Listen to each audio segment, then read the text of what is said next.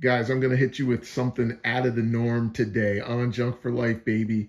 You know, we don't just do cars, we don't just do trucks, we do motorcycles too. Look at this. I just ran into a honey hole, man. My man is not a game. BCP Restoration. What's his tagline? Don't do it dirty. Send us your parts. I love it. So talk to me, man. What do? You do powder coating? Give me the whole 9 yards. Parts restoration for hot rods and motorcycles, power sports, anything cool. Yeah.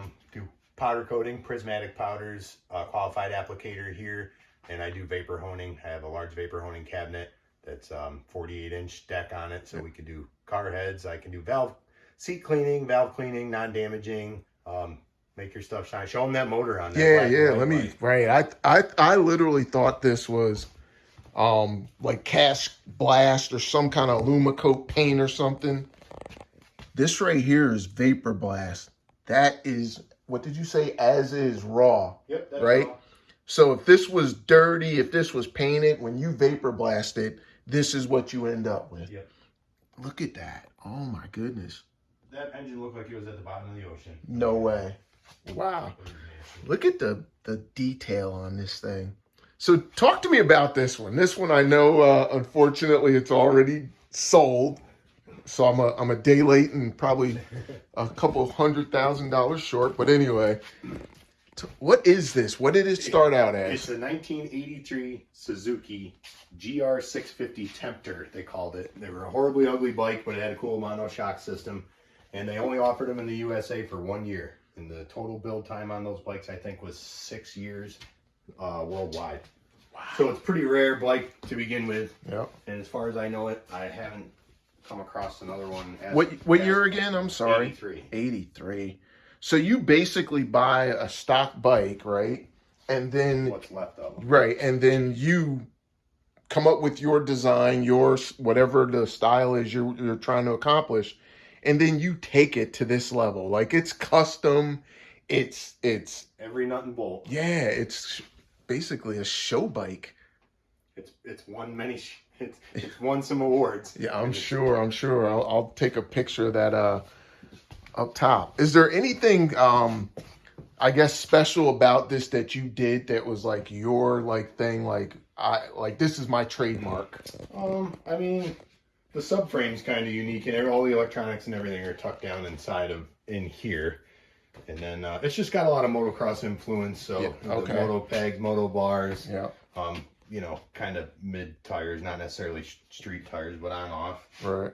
Just overall. I mean, it's almost street ripper. Yeah, and I mean, Cafe Racer. I know, like personally, 10 years ago, it was like the big thing, right? Everyone was into Cafe Racers, but no one except the top of the line guys really took it to this level. Which obviously you're one of those guys. Appreciate that. You know, I'm telling you, I'm looking at the quality of work, and just the design is incredible. Oh my goodness. And this one, talk to me about this one. That's one of the first motorcycles we ever built in here, and that is a 1990 Kawasaki Zephyr ZR. It's a ZR 550 cc 4-cylinder. Pretty cool little bike. Yeah. A lot of the stuff on it is actually stock. It's just redone in our image here. So, you know, just two-toning a lot of the stuff. These people think these are aftermarket, actually factory. They were always painted, never polished out, and two-toned. So that design right there was factory. Yeah, they were just black. But you couldn't see it, the detail in it, right? Nope, not at all. This is incredible. So, I'm telling you again, the level level of detail. That thing sounds like a Ferrari when you're cruising down the road. You let off, it crackles on the details. Does it? And everything. Oh, yeah. I like it. I like how you don't make the same bike twice. Never. Like, I'm looking at this and I'm like, oh, there's your gauges. But then when I go over here, totally different setup, totally different placement. I mean, that's what makes it stand out. Tire wise, I see you end up going with more of a, what's that, a dirt tracker tire? Yeah, they're just old school bias ply yeah. tire. And then this one you kept it You kept it funky like the old street bikes. What's that, like a 160, 170? That one's a 140. 140, yeah, it is kind of small. Yeah. See, I remember my bike stuff a little bit. Back in the day, it was like put a 180 on it, right? This is what I specialize in here, is doing the two-tone work, like the display wheel up there, stuff like that. Oh, yeah, okay, let's check that That's out. actually 3 color: matte black, gloss black, and copper. So you actually, if I bring you apart and say, hey, I want it sandblasted, powder coated, whatever. I just say I want it powder coated this color. You have a bunch of colors and things I can choose from. I can do anything you want. I know I mentioned to you Cerakote, and you were like, yeah, but We can do that, but it's. I would rather talk to somebody about the application, because there's definitely, the protection isn't as much as people think on Cerakote. Gotcha. For engine parts and high heat situations, certain exhaust situations and stuff like that, internal engine stuff, I believe in it a lot. Yeah. For protection, it's not really what you think. They use them in firearms really because of the tolerance. But with powder coat, if I was to Cerakote this or powder coat this, it's going to last so much longer in a powder. Right. It's so much more durable. Gotcha. And you make a good point. I didn't think about that, because when it comes to firearms, you definitely have to have the tolerances, right? Nothing. The milk. Correct. Nothing can hinder the action. Nothing can hinder the action. Wow, this is incredible, man. I work with prismatic powders, Columbia coatings, Tiger coatings. I can pretty much shoot anybody's colors. I can do heavy flake. I can do two-tones. I can do stripe work. I can do decal pulling, where we put down a base coat and then I'll lay a decal out on it and put your top coat on of a different color, and then I'll pull the decals in between processes and then clear coat the whole thing. So we can do some wild stuff in here. Wow, that's awesome. Now, when you say clear coat, that's paint work. Nope. You're talking about clear coat, powder coat after you've done the stripes and everything, and then you can bury it in clear just like I could? Oh, yeah. Wow. You can cut and buff it. You can do anything you want. Powder coat is paint. It's just electrostatically applied. Okay. Instead of applied via solvents. Gotcha. Holy cow. So once it bakes out in the oven, it is paint, but during the baking process actually bonds with the substrate. So that's what makes it so durable. It's so bonded to the metal. Okay. It's just... Now, another crazy question I have for you. There's no primer under powder coat, is there? Yep. There is. There should be. So in a lot of situations. So anything that comes to my shop that's made out of steel gets a zinc-based primer first.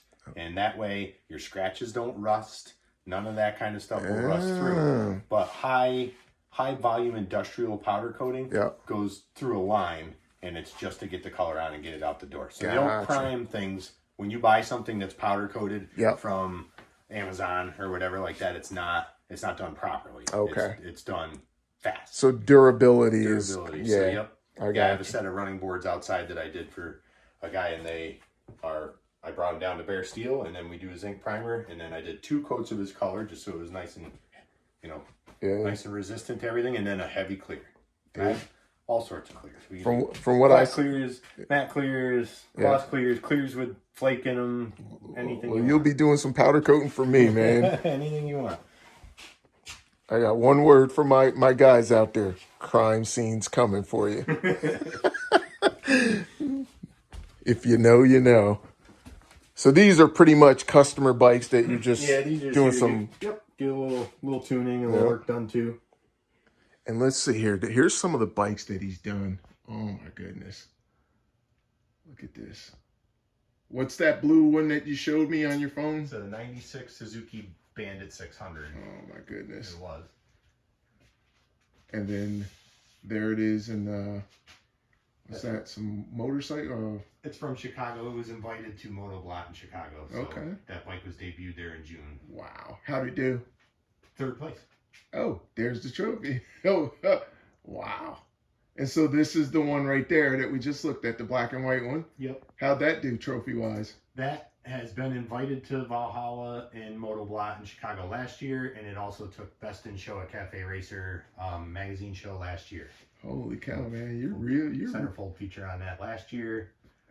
And then the Honda we don't have anymore. That's been sold, the gold and silver bike. Dude, you are the truth, man. nestled away in a place that you'd never even know you were out here doing this kind of work. Just the way I like it. Yeah, man. Try to keep it custom here. I don't really take commercial work. Yeah, awesome. All right, man. Well, hey, it's been a pleasure. Thank You want to wrap this up by, I guess, giving people your name, the sure. place, how to get a hold of you? Man, my name's Ken. I'm in Melrose, New York. We're just outside of Troy. It's just a small shop, but shop name is BCP Restoration.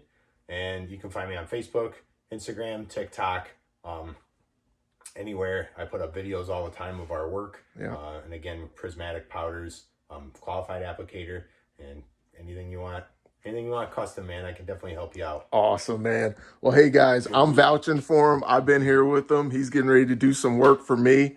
And, yeah, we're going to keep this thing going, man, because this is a hidden gem right here, folks. Wow. Awesome, man. Well, thank you. Appreciate you, brother. Thank you. All right, you got it, man. Peace. Peace. All right, as we say it on Junk, they don't have to be pretty. Sometimes they're cute. It's on Junk for life, baby. All day, every day. Peace, y'all.